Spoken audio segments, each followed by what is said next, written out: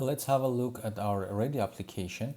What I would suggest, if you are going to use this for like real life, you would need a second version of the application for the shop owner, where a shop owner can create the categories. The code is already there. You will just have a button here to create a category.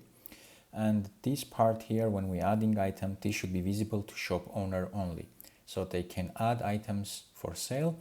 And for a normal user, you will just browse the items and you can buy them. Then for our payment, since the PayPal doesn't seem to be supporting iOS 13, so even though the code is there, what I'm going to do is to work on Stripe payment integration. So we are going to have the PayPal as well as the Stripe. So for now, this is the application.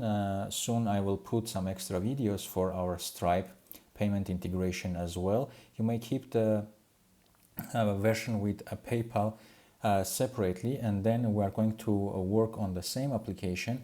We are just going to get rid of the part where PayPal payment is currently located, which was very straightforward. Actually, PayPal payment took like 15 minutes to integrate.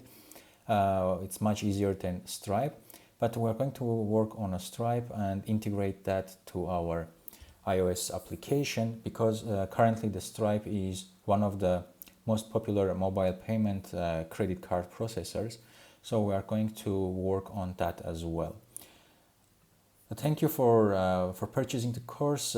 Stay tuned for the Stripe part as well, and see you soon.